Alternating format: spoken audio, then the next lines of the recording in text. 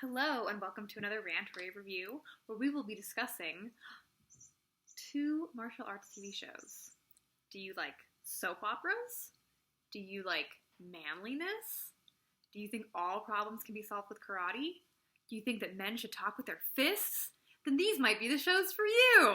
The first one is Cobra Kai, which is a sequel TV show to the Karate Kid movies. All three of them are canon in Cobra Kai, which is really weird, because I've only ever seen the first movie, and from the clips of the third movie, I don't think I want to see it. But anyway, it basically has, it's the future. It's actually modern day, okay? Where Johnny Lawrence he's the bully kid in the Karate Kid movie, gets kicked in the face at the end. It's his life. It hasn't gone well, not surprisingly. He still lives in the valley, as does Daniel. And through a very interesting turn of events, Johnny restarts the Cobra Kai Karate Studio. And it's all the same actors, impressively, all the same actors from the movies. And it's ridiculous and over the top and great. It's great. And it is a soap opera. There are love triangles. There's one part where somebody actually gets into a coma, but it feels like an 80s movie. There's karate and it's cool. There's fun fight scenes. The choreography is good and the camera work, on point. And it's just so much fun. It's 3 seasons long so far. There better be a 4th season, because come on. One thing that's really great about the show is parallelism, where, it'll have setups for, these situations, or these two characters, obviously Johnny and Daniel, but then Kreese, who was the old Cobra Kai instructor, it kind of goes into his backstory, so parallelism between that and what's happening now. Or my sister was even saying that she thinks there's parallelism between Johnny's kind of learning to become a proper sensei and Miyagi. So all kinds of stuff, and it's incredibly over the top, ridiculous. They really play up, there's a certain suspension of disbelief you have to have. There are so many situations where you would just call the police, or why wouldn't these kids be expelled immediately? There's just so many things.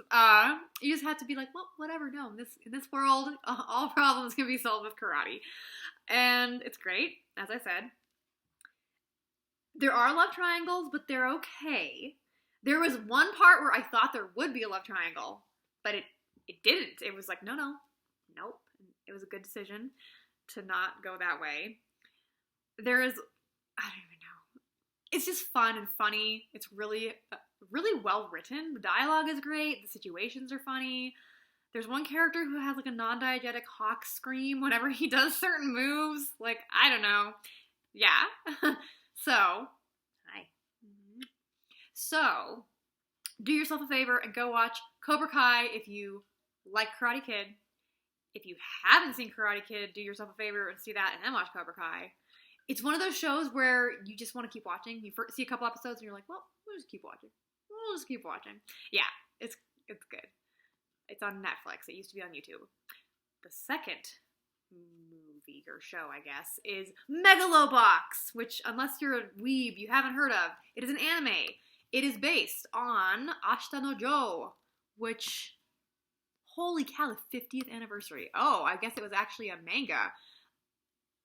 Holy cow, 1968 to 1973. Okay, well, since we're talking about sequels and spin-offs of ancient martial arts things, Megalobox is loosely based on Ashita no Joe, which is super popular in Japan, and a million things reference the original thing. Megalobox, the premise is basically, it's kind of a weird dystopian future where there's, the haves and the have-nots. And there's a sport, megaloboxing, where you essentially wear this exoskeleton on your arms to make you punch it even faster and harder. People love megaloboxing, and there's this big company that makes the best megalobox gear. And they have a tournament called Megalonia every year. It's better than it sounds, y'all. It's better than it sounds. And there is basically this, his name is Junk Dog, because he's just a junkyard dog. He lives out in the middle of nowhere, and he does illegal fighting, and his manager, who's super, greedy and sketchy, makes him throw a bunch of matches, because he, the manager, is in deep debt to like the mob. So he basically has to, you know, make money by having this guy throw matches, even though Junk Dog is really good at fighting. And he hates that he has to keep throwing matches. But he can't, like, do anything about it because he doesn't have an ID because he's out in the junk place, okay, outside the city. And he's on his motorcycle, and he drives, doesn't even care, like, he's suicidal, but not really. And he almost hits the lady who runs, whose company makes the most premier Megalobox gear and runs Megalonia. And he, you know, almost hits her, and her basically, I don't know what you would call him, bodyguard, I guess? Is his name Yuri? Let me see. What is his name? Yes, Yuri. He is like, how dare you almost hit my, like, mistress. Like, he's like a trained dog, which is what Junk Dog says, and it's like, parallelism. Oh, also did I mention it's incredibly manly? It's very manly. Anyway, so they, like, you know, have words, and they challenge each other to a fight, and Junk Dog's like, I'll fight you, even if I am a scrappy junk dog. And the guy says, like, I could beat you with just one hand. Okay, he says this is very important. So they go to this arena, and they have a fight, and Junk Dog's gear is, like, fail, okay? It's not good at all. Meanwhile, the Yuri's gear is, I think it's even linked into his spinal column, so it's, like, linked to his nerves. So it responds immediately as soon as he even thinks about, you know, throwing a punch. My cat is acting like he is. Timothy! Come here! He's not stuck. He just likes to meow in the kitchen. This is Tabitha. She's much more good. They're both good. Oh, and now he's playing with a mouse. Anyway, so they have a fight. And obviously, Junk Dog gets trounced because you can't possibly beat the best Megalo boxer with the best gear. And I think he even punches him and breaks his gear. But Junk Dog throws like a punch, and Yuri has to block with his other hand. So he's like, oh, you didn't beat me with just one hand. And Yuri's like, oh, because manliness. And so basically, Junk Dog's like, I want a rematch.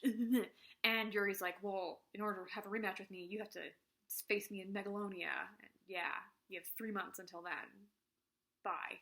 And so, basically, the entire, that's like the first episode.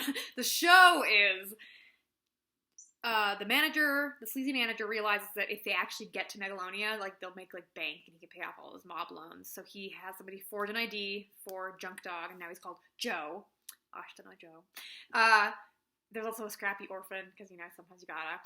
And they are helping him fight, but his shtick, because again, you have to get noticed. His shtick is that he fights without any gear. He doesn't have any exoskeleton things because they broke. And so he's going to win, you know, just like that, just with his fists and manliness. And, you know, climb through the ranks, and he has 3 months to do it. And then, meanwhile, Yuri is, like, obsessed with the fact that, like, he actually almost beat me in a fight, you know, like, no one else even comes close. I have to, And so he hopes that they will fight each other in Megalonia, and it's ridiculous. And the lady who runs the company is just like, I don't even know why you care. This is dumb. Like, we have other things. She's basically trying to prove that the gear can be used in the military and sell it to the military, and she doesn't understand the manliness and men's hearts. Women can never understand men's hearts. This is the theme of the show. It's so good and over the top and ridiculous. Ridiculous. Like, every, like, over the top trope you could have in a boxing anime, it's there. It's so good. 10 out of 10. Excellent. Like, yeah. Manly. Extremely manly. Men talk with their fists. And yeah, it's just great. So, do yourself a favor. Music is also really good. So, do yourself a favor. Watch Megalobox, watch Cobra Kai, just roll with it. Don't even try to, like, make sense of it. You're just like, nope, this is all acceptable. So, that is all I have for now. It was rather short because I've been extremely busy at work, but also Valentine's Day, which will be my next video. Valentine's Day, I have a very special Rant Rage review because I mentioned in my last video that I could rant about Alice in Wonderland, but I won't, but someone said that I should, so I will. See you on Valentine's Day.